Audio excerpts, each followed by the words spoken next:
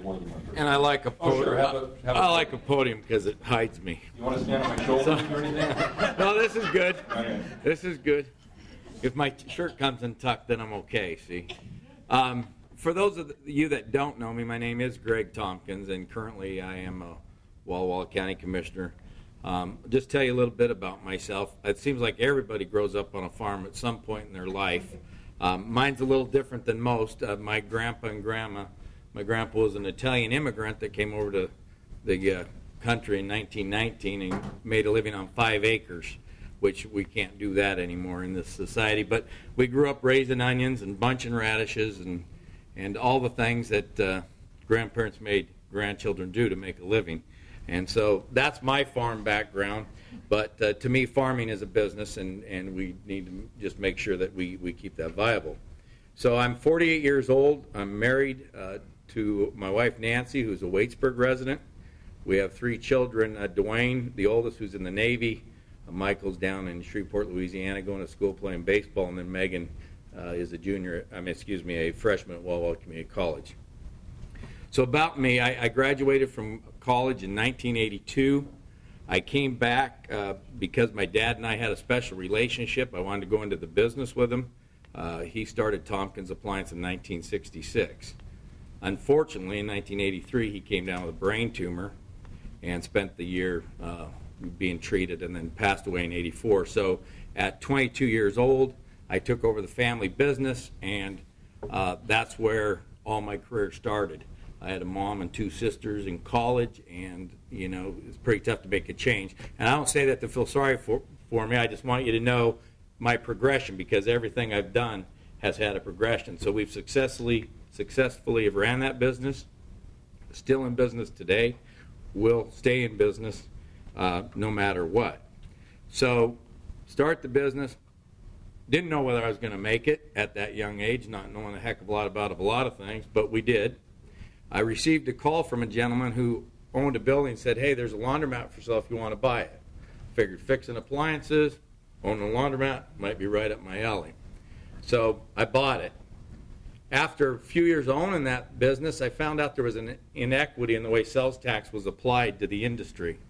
So basically the state, in their infinite wisdom, exempted 1/2 that industry from paying sales tax. So if you own laundries in trailer parks, apartments, or rooming houses, you didn't pay sales tax. If you owned a standalone coin laundry like mine, you paid sales tax.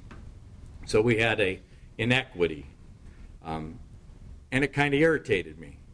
So I got hold of the National Coin Laundry Association, talked to them about it. They didn't know me from Adam. They said, well, first thing you need to do is try and get some support. Might even want to join the organization. So I joined the organization, started a nonprofit, which is the Washington State Coin Laundry Association, and set about at the state legislature correcting that inequity. So I like to say worked, not lobbied, over in Olympia for 7 years, and learned the process of how bills become laws and what it takes to get that done. Through that process, the bug kind of hit me. And so when I came back, some people found out that I had a little bit of political experience, and we talked about running for county commissioner, and so there you have it. And by the way, we did get the bill passed, if I didn't say that, after 7 years, and getting a sales tax exemption amongst a bunch of Democrats is just about unheard of. So we did do it. It took a lot of work. And so then I came back and became a county commissioner, and I'm in my 2nd term, 7th year, in my 3rd time as chairman of the board. And so through that, the local government, we've worked a lot of issues over in Olympia. So I know probably 2/3 of all the House of Representatives over there. So it gives me the advantage of being able to go over there and be able to start working right off the ground. So I just want to be able to take the opportunity to move the 16th district forward.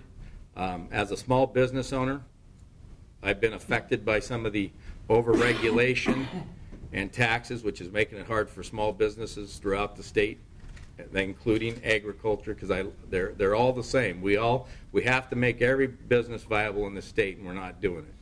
The other thing, the other advantage is the local government being able to know what they're doing. And we may say, well, what's local government got to do with business? Well, every time the state passes regulation that affects local government, it affects business.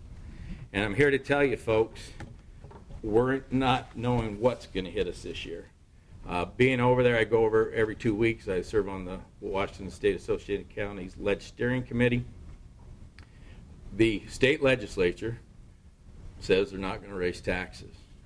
Well, what they're doing is putting tools in the toolbox of your local county commissioners. Isn't that wonderful? They're giving us tools. So what they want us to do is they want us to raise your taxes. Well, folks, I'm here to tell you, and the rural counties are fighting back and saying, listen, you need to take the mandates off us. You can't, because the minute, if we were to just councilmatically impose a 1/10 of 1% sales tax, they're going to pull that funding that replaced, and we're not gaining anything. So I'm here to represent you. I'm happy to take questions after Terry speaks, and I just believe that my local government, being a small business owner, would pay dividends over in Olympia. So thank you.